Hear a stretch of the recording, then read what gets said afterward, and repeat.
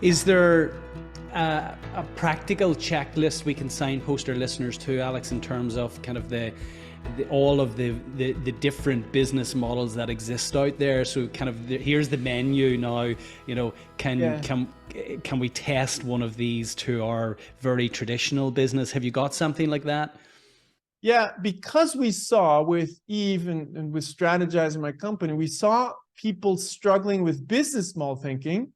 We created this last book behind me, the Invincible Company, which has a library of business model patterns in there.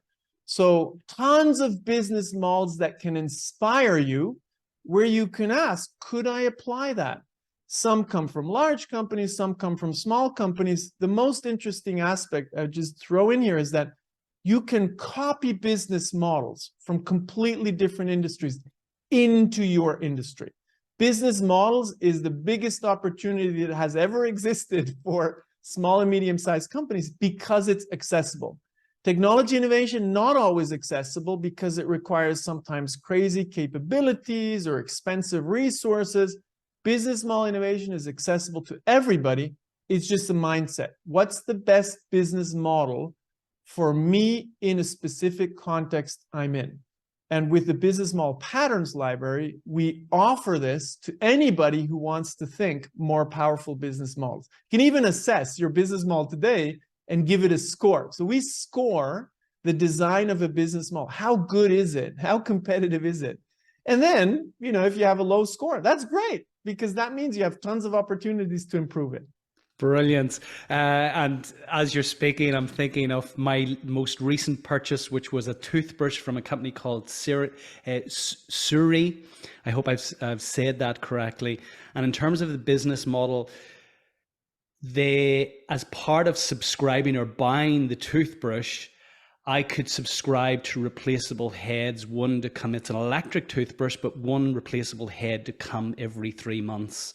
And this is because they had pointed out about the fact that in terms of maintaining good dental hygiene, you should replace the head of your brush every 3 months. But I hadn't thought of that, but they made it very easy for me when I was buying it to just click on this kind of 3-month subscription model, and which I did. It was very easy to get in, and that's me subscribe perpetually, I believe, so until I choose to cancel it, and that's a toothbrush.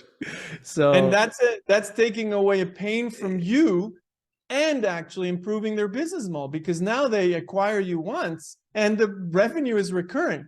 So we underestimate that shift from transactional revenue to recurring revenue can, for a company, mean 10x the revenue, but it also means predictability, because now you have to actively unsubscribe, which if the company is not creating value will happen.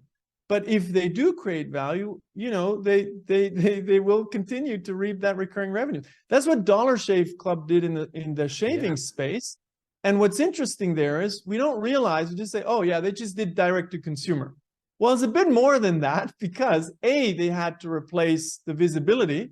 You know, no more stores means, how are you going to get people to know you? Just because you're online, nobody's going to come to your store. The world is big. There's a lot of competition. So they came up with viral videos.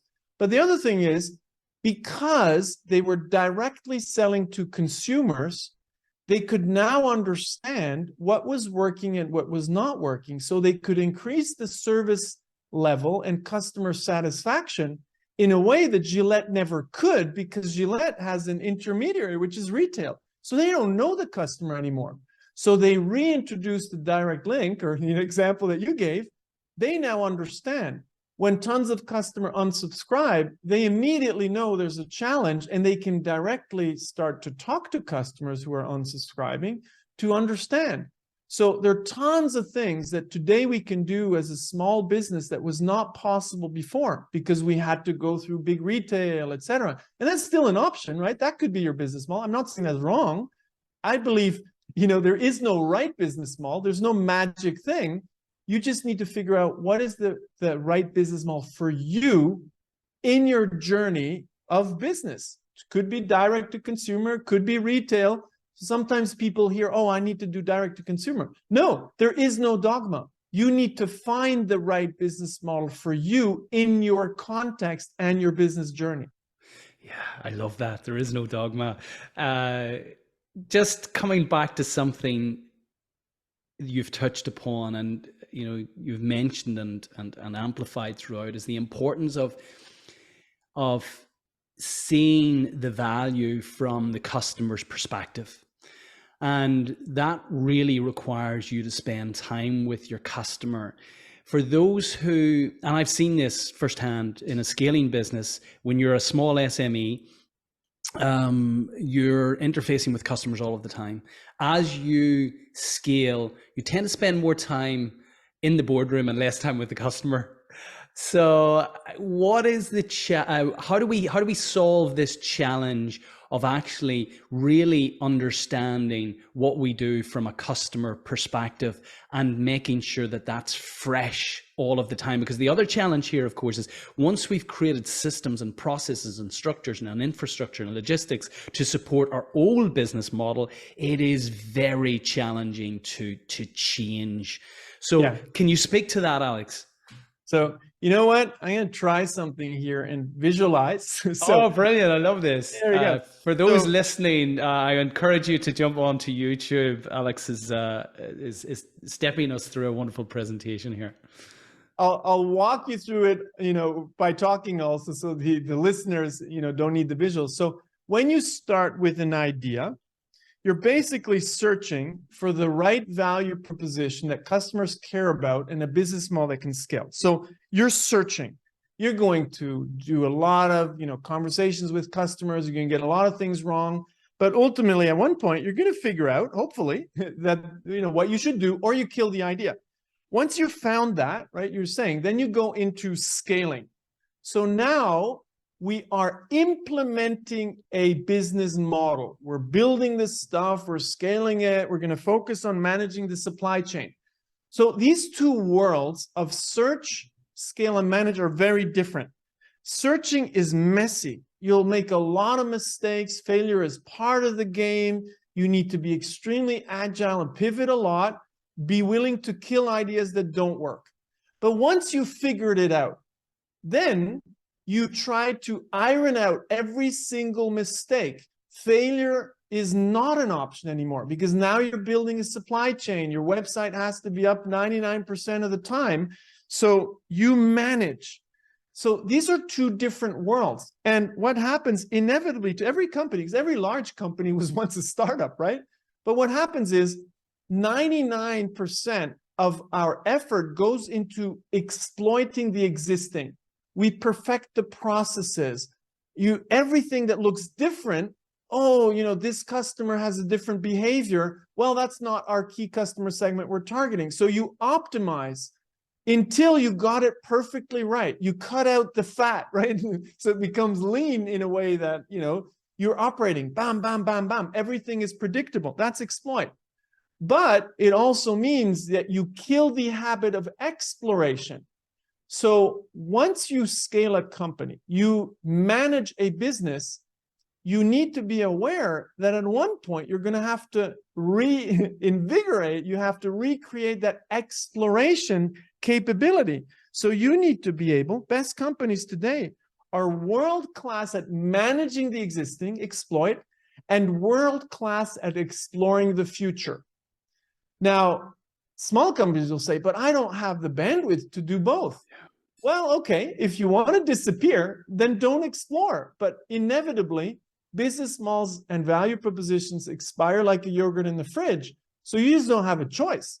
So if you don't, think back to the Swiss example I like, Laura Starr, if you don't create an exploratory capability, so at least some people in your company that also explore while you're managing the existing, guess what? You're never going to explore, because innovation is not a stunt. It's not a one-time thing. It's all the time in parallel to your world-class execution. So that means when you're a small company, some people will going to have a part-time job exploring. And as soon as you're 100 people, you need at least one, I'd say 5 people who are, tasked with exploration all the time, because inventing the future is just part of your business today. It's not enough to focus on managing a business model, because if we make that better and better, we'll just more efficiently die. So a lot of leaders understand that, in particular in SMEs, they say business model innovation is now a matter of survival, because I can't just compete on technology and products because everybody's copying me overnight or doing even better, has lower cost structure, outside of Switzerland or so. So the only thing that I then have is not just to think new value propositions, new technologies, but embed that in better business models. Great example of that is Hilti, a company we know for machine tools for builders. They realized better tools wasn't going to cut it. So when the financial crisis hit, they had to reinvent the business model. So they came up with a service to small and medium-sized construction companies of offering them a subscription to tools for builders, and they would take over the right tool at the right construction site at the right time. So they became a logistics company. So they shifted away from just manufacturing and selling towards managing a fleet of tools for builders for the construction companies. Now, here's what happened. All of a sudden, the construction companies say, this is an amazing service. You're taking away all my headaches. You're making everything predictable. Hey, could you also manage the tools of your competitors with your fleet service? So all of a sudden, Hilti becomes the answer to the biggest headache of their customers, and they now become a headache to their competitors because Hilti is managing the whole tool fleet. So that's a business model shift that is spectacular. And this is what we all now need to think. Could we come up with better business models? Just improving what we're doing is great. We have to do that, but it's not enough, because otherwise you're going to efficiently die you're going to die with a very efficient business because your business model expired, right? So we need to be able to think all at the same time. Efficiency innovation, improving the processes, sustaining innovation, new products, new value propositions, maybe new digital channels, and transformative innovation. Could we come up with better business models while we're running a specific business model today? Yeah, thank you so much for that. I love that that presentation and the explanation, Alex. Again, making this super practical for our listeners. Spending time with your customer in whatever guise is clearly fundamental here to actually testing, exploring, validating business models. How do we interact with our customers? How do we get that feedback? What does that look like practically? So, if people have taken the last hour to listen to this, what are we going to encourage them to do if they're hearing this value proposition concept for the first time, or business model for the first time? What do we want them to practically do when they finish listening to this? I'll start with what not to do, right? Because we're very solution focused. We brainstorm, we come up with a solution, and then we show the solution to customers and ask them, do you want this? So we just frame the whole conversation around us. And we actually ask them to judge a solution and, do they really know? Or even worse, we ask them, what do you want? Like, what could we do to make your life easier? So we're asking people who have no clue about solutions to come up with solutions. And there's this beautiful example of the late Craig Christensen where he says, people hire milkshakes to do things. They talk to a milkshake, fast food company, and the fast food company asked customers, how would you like us to improve the milkshake? They did everything customers, told them. So they talked to customers and said, oh, they did the right thing. They improved every aspect of the milkshake based on customer feedback, and zero impact on sales or whatsoever. Think of it, right? What did they do wrong? What they did wrong is to ask the customers about solutions. Customers are not the solution experts. Customers are experts of what they're trying to get done. So Clay, there's a video online where he talks about this milkshake thing. They said, okay, they changed their approach. Now they didn't ask, what customers wanted. They observed customers. They just watched them and they realized, customers come in early in the morning, they buy a milkshake and off they go. So then they talk to customers and said, what are you trying to get done when you kind of come in and buy that milkshake? And they say, well, I'm just on the way to work and I want some food, and you grab it on the way, put it in the cup holder and just, kind of stay full until noon. So they realized, okay, that's the context. What if we improve the solution, the milkshake, for that specific context? Make it slower to kind of sip during the drive so it's not finished right away, make it a little bit more interesting. And so they optimized the solution. They came up with a solution for that customer context and problem, jobs, pains, and gains. So the simple thing I'd ask people to do is not to focus on solutions. Never, well, never is maybe the wrong word, no dogma here, but avoid asking customers what they want. Really try to understand their jobs, what they're trying to get done, the tasks, the pains, what's holding them back from doing that well, the risks that they fear, and the gains. What is the customer actually trying to achieve quantitatively? Oh, you're a salesperson, you want to increase sales? Well, what's good? 5%, 10%? Understand their objectives. So once you deeply understood their jobs, pains, and gains, because your customers are experts of what they're trying to get done, they're experts of what is not working, and they're experts of what they're trying to achieve, what does success look like. Understand that, and then creating a solution becomes obvious. Now, it's not always obvious. You have to come up kind of with the right things and given the right cost structures and so, but don't ask customers what they want. Figure out what they're trying to get done, and then design solutions that you can test with them to understand, will that work? So it's an iterative process that is based on, sounds so trivial, never happens in reality, trying to figure out what customers are trying to get done.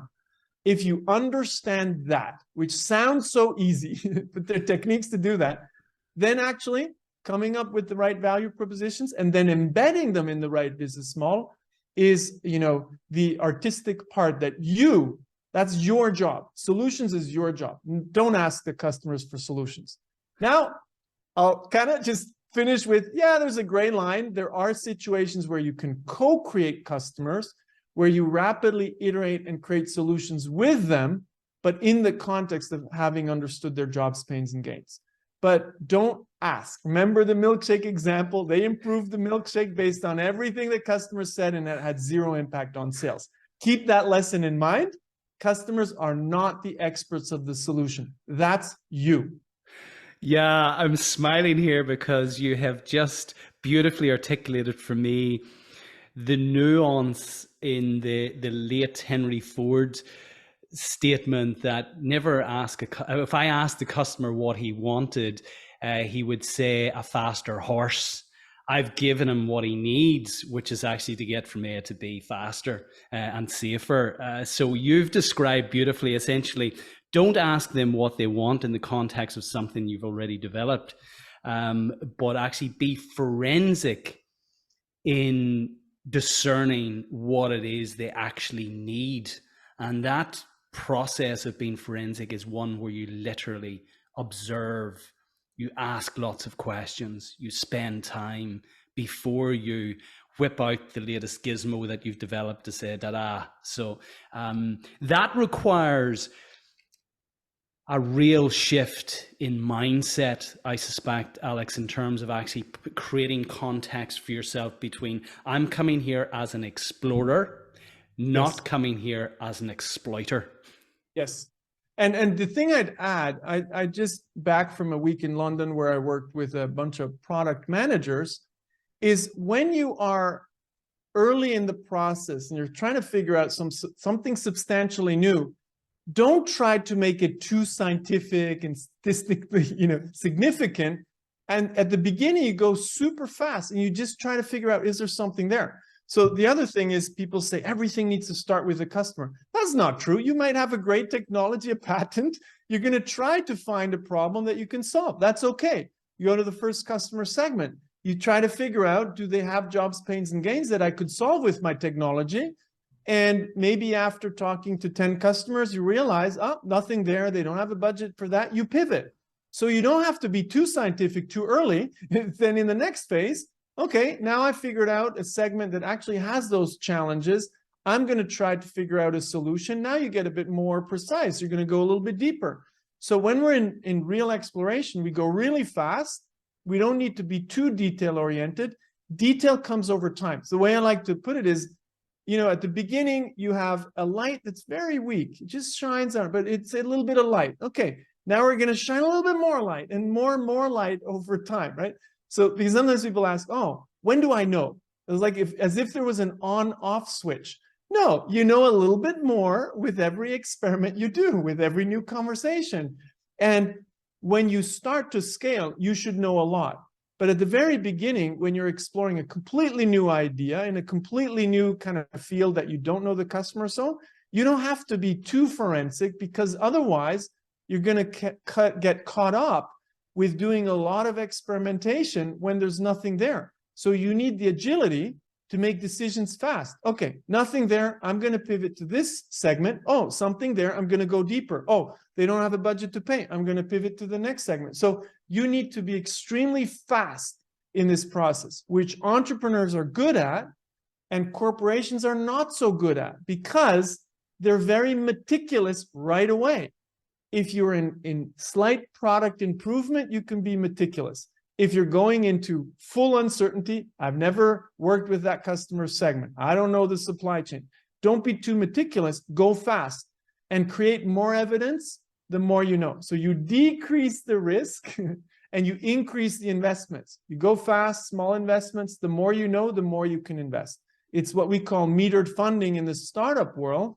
We give little amounts of money at the beginning. Because the other aspect is sometimes leaders get caught up with, I want a big return, I'm going to make a big investment. That works in execution. In innovation, what happens when you give a team a lot of money? They're going to build the thing they have in mind, right? People love building stuff, in particular when you have engineers. So don't give people too much money early on, because when you give people too much money, and that's the difference with the myth, you actually increase the probability that they're going to fail, because they're going to build something that nobody wants. So the other myth, when leaders of SMEs tell me, yeah, but innovation is expensive, I say, don't confuse R&D and innovation. Innovation at the beginning is insanely cheap, because all you need to do is talk to customers. That's the first step of innovation. It gets expensive when you scale and you potentially invest in a technology or building a supply chain. But when you do that, you should already have enough evidence that it's going to work. So innovation, when done right, is actually extremely cheap, because R&D and technology doesn't equal innovation. Innovation is simply creating value for customers with a business model that creates value for your company. And you can explore that in very cheap ways today. Yeah, I love that. There's something psychological that we have as a default, that the greater the constraint, the more creative and innovative we become. So actually just providing more constraints at the outset by putting kind of less budget to this actually creates greater innovation, greater creativity within the team. I've always found that there's a saying here, cliched saying here, must do is a great master, and I've seen that time and time again. So just to recap on that, because I'm loving this morning, it's critically important for the leaders to be forensic with the jobs that the customer needs to do. Where they have stumbled across or maybe spent time innovating, inventing, but they don't have a problem to solve, it's for them then to become a pain detective, to go and search for a struggle or a pain that this potential innovation could solve. And that's really about looking at what you have from a customer's perspective, back to being forensic again. So in the context of what we've discussed this morning, there's a lot in here. Your 5 books are profiled beautifully there, and I'm glad you referenced The Invincible Company. It's a book that I haven't come to yet, and I'm excited actually to get into that in terms of exploring the various business models and patterns of success that we see out there. Is there anything you want to share with the listeners that we haven't touched upon, Alex, before we move into the close? So a big one that unfortunately I still see with some of the, maybe let me call it more old school kind of business leaders, they want business plans, right? They tell me, give me a business plan, give me a business case. So when it comes to innovation, business plans and business cases are the death penalty of innovation, because you're basically telling your team, prove me that this is going to work. So what are they going to do? They're going to, sketch out a 20 slide PowerPoint presentation and make you believe this is a great idea that's going to work. What you actually want is them to admit, this is a great idea, has great potential. We do not know if it's going to work. We're going to experiment and bring evidence to the table to invest in this idea. And if we find no evidence, we're going to kill the idea, right? So don't ask for a business plan. Ask for different things at different stages. So for the first 3 months, all you ask for is, show me evidence that customers have this, let's call it problem. I like the jobs, pains, and gains as a more sophisticated way to frame it, but just show me evidence for the problem. Okay, that's all I want. Think about the business model. Maybe you can already gather some evidence of willingness to pay, right? Do they want to pay? Do they have a budget? So you can gather that in the first, 12 weeks. Second sprint, you ask them for evidence that they actually care about the solution you have in mind, because now you have proof of the customer jobs, pains, and gains. Now you start finding proof, evidence that you can solve that problem. You can address their jobs, pains, and gains. Okay, that's the second sprint. Third sprint, you now ask them to show you evidence of how to acquire and retain customers. What's the cost? To acquire them and to retain them, given you already started to experiment on pricing, right? And then the last one is, show me evidence that we can actually do this at scale. So you don't ask for all of it up front. You ask for evidence for different aspects of the business case over time. And then I have leaders who tell me, yeah, but I need a spreadsheet. And I say, okay, that's fine. I actually want the team to show you a spreadsheet on day one, but you need to understand that the spreadsheet with the numbers is a fantasy made explicit. That spreadsheet becomes real when they bring evidence to the table that that spreadsheet could actually work. Oh, I got, 8 out of 10 customers. They already have a budget for that. We could take it out of that budget. Okay, next piece of evidence. I got, 20 out of 40 customers who are willing to pay a specific price. Now that spreadsheet is becoming evidence-based, supported by evidence.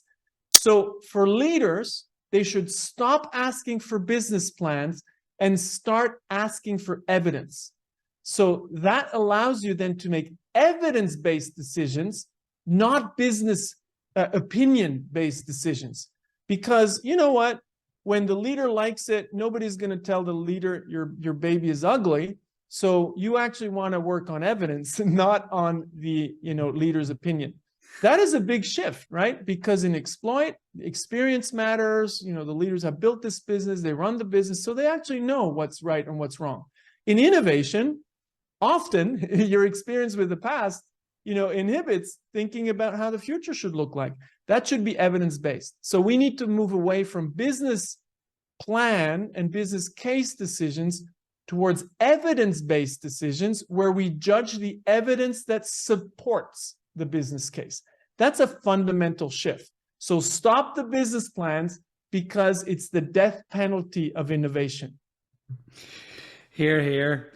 Speaking of innovation, I'm curious, before we move into our close, how you guys have scaled your own business, given that your name is synonymous with the business model canvas. You're a high profile figurehead of Strategyzer. On the one hand, you can see that as a huge strength. On the other hand, then potential impediment to actually scaling beyond yourself.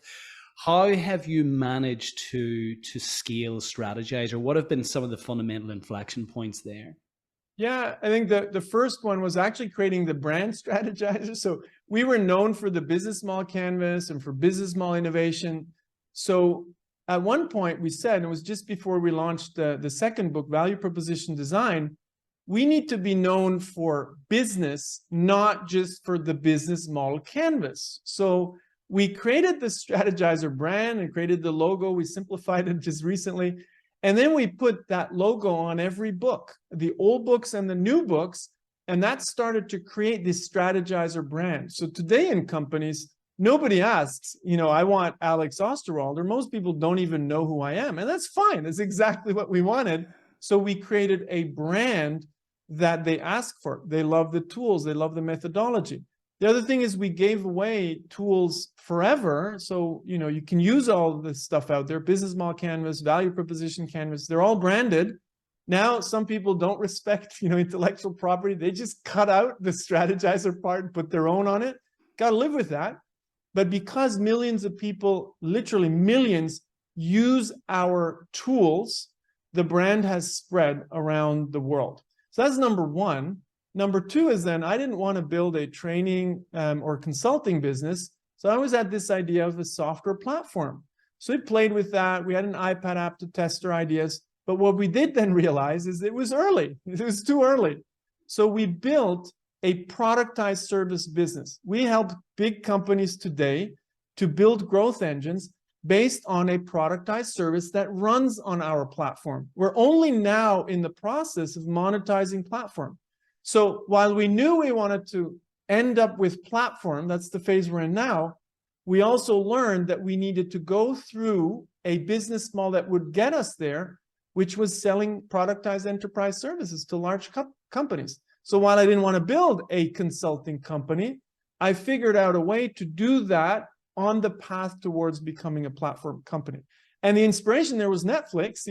When Reed Hastings and Mark Randolph founded the company, they knew they wanted to do streaming, but it was too early in the internet. So they started with DVD by mail. They had to do one business model to get to another business model. So that's what we're trying to do. So sometimes you have this crazy goal in mind, but you got to be pragmatic. You can't be delusional and just say, to get there in 10 years, we need to go through these short-term iterations of a business model. So that's how we scaled from writing books towards building an enterprise service company with productized services that run on our platform, and we're now monetizing the platform. This is the process we're in. So we gradually, have grown through certain business models. That's the way we look at it. Always at the crazy goal, but the steps to get that crazy goal were a little bit longer than I would have hoped, but we're still on the process to get there. So the vision, often you shouldn't compromise. The steps to make that vision reality, the intermediary business models, that's what you need to sometimes compromise on. Well done. I'm glad I posed that question, because there's so much in that, even that final remark about, you shouldn't compromise on your vision, but be prepared to iterate and take some detours along the way. It's so profound. We've done a lot of episodes on the importance of vision and self. And you're still an incredibly young guy, Alex. You're looking fresh and well for everything that you've created and continue to create. Given the experience that you've had, can you share with our listeners 3 timeless takeaways? So for me, number one was the value of having a breakthrough coach. So I was a terrible leader, I think, and I just thought, that's me. That's who I am. I'm not a manager. But the reality is that was a really easy excuse to not do the hard work to become a leader. So it's a choice. So we should not think, we are who we are and we can't change. We just make decisions and then need to live with those. So I fundamentally changed, or was able to change, because I worked with a breakthrough coach. And I do believe I'm a slightly better leader than I was maybe, 4 years ago. I make, decisions a lot faster. I'm now building a leadership team, whereas before, it didn't work the right way. So I can just advise any business person in particular business leaders, bring on a breakthrough coach. And I'm not talking about a technical coach that can help you, do better talks or so. Work on yourself, work on who you are and try to become a better version of yourself every day. Doing it alone is tough. I have very little willpower. So with a coach, I was able to get closer to who I would like to be. So that's something you need to do every day. And it's much easier when you have a breakthrough coach to do that. In my case, it was a lady called Shani Ospina, based in Vienna, and we're doing it remotely, right? That was a huge breakthrough for me, that changed me as a person in my life and changed me as a business leader, because at the end of the day, I'm the same person at home or in business, right? So you're one person, and you should work on becoming a better person. You'll automatically be a better leader. And we make that accessible to every one of our team members, actually. Everybody has a budget for coaching. Every single employee can get coaching within a certain budget. So that's number one. That's a big one. And number two, for me was, defining success. So I always, looked at these companies that scale fast, and I thought I need to be like that. And if I can't achieve that, I'm a huge fraud and failure. I realized that A, there's no value in that, and B, look at how many of those ended up, FTX. And so it's scaling at any price. And why? Like, why? So I now really define success for myself. I don't care what others do. I try to live up to the variables that define success for me. Part of it is business success. Yeah, some of that is for the ego. Sure, I'm a human being. But some of it is related, to the relationship I have with my children, which is now a lot better because I did work on myself and I compromise on business achievements, because success is a set of variables. It's not what we read in the press, the fame and money. And so, yeah, guess what? A lot of those people are not so happy. Again, sounds like a trivial thing. But if you don't define success for yourself, you will actually submit to the success criteria that random people or the press defines for you. That's not a good way to live. So that's the second one. And the third one, I'd say, is we as business leaders can have a profound impact on the world, not by earning money and then giving it away to charity. I actually think that's pretty inefficient. I think the most efficient thing to do is to create a better workplace. Because if your team members are happy, at their work, guess what? They're going to be happier human beings. They're going to be happier at home, but they're also going to create better, human relationships within the business. So I believe, that the biggest impact we can have as entrepreneurs, as business leaders, is the people we work with, the work environments we create. That is not a nice to have. I believe it's an ethical responsibility. And guess what? You do that, you're actually going to create more business impact. This is not a fluffy thing. At the end of the day, that translates into real financial impact. That's my take on it. Do we measure it well enough yet? No, but I really believe in it. And one of my goals with Strategyzer is that we get to, systems where we can measure the financial impact on a business of a better workplace. So that's what inspires me and keeps me going. It's not, oh, I want to create a big, great business that makes a lot of money. Trying to do that, sure. That's an outcome of doing great work. At the end of the day, I'm most proud of, trying to create a better world. Can I do it? We'll see. At least I'm trying. Those are so profound, Alex. We're absolutely aligned. Your final message there just brings this together beautifully, because it's everything we do is to inspire, connect, and enable millions of SME to scale with purpose. I fundamentally believe that when leaders become more aware, as you have become as a leader, by virtue of engaging with a coach, and you've become a better person, a better leader, a better father, that has an impact not only on your partner, on your kids, but on your team, on their families, on community, society, and economies at large. So I love what you're doing.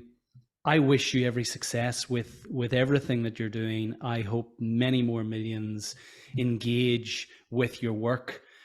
Given everything you've mentioned, what is next for you? So right now, people always ask me, what's the next book? Well, right now, no next book. It's really, getting Strategyzer to the next level, getting us to that platform company that we aspire to be, because if we get there, we can have more impact. We can actually make change happen at a larger scale. So our goal is, to really change the way the largest companies around the planet work. We start with innovation. Ultimately, it's just about creating better management systems. So that's what we're trying to do step by step. So everything that's next is, with that purpose in mind, creating better workplaces. So next step for us is the platform so that companies can scale their impact. So we're at their service. We're kind of their guides, their Sherpas. If we can get them to succeed, guess what? We'll have more impact. So everything in that service is what we're trying to do. And the next step is platform. Good on you. If people want to connect with you, Alex, find out more about your work, if they already are not familiar with your work, how best to reach you? So we publish a lot on Strategyzer.com. We give a lot away. There's a blog there, so you can find a ton of information. If you want to know a little bit more about myself, you can go to Instagram. I love sharing stories of Switzerland, of hikes, of the mountains. You'll see a little bit about the person behind the tools. So depending on what you're interested in, just go to Strategyzer.com. You'll find a lot. Otherwise, Instagram, Alex Osterwalder. Alex, I want to thank you today for your incredible knowledge, your experience, your wisdom, your brilliant energy, and the innovative way and the way you have actually delivered a masterclass on business modeling and value proposition. I wish you all the very best with everything you're doing. Take care. Well, thanks for having me, and keep up the great work. I love your mission, and I do think it's incredibly important. So we need more of that. Thanks for doing this. Thank you so much.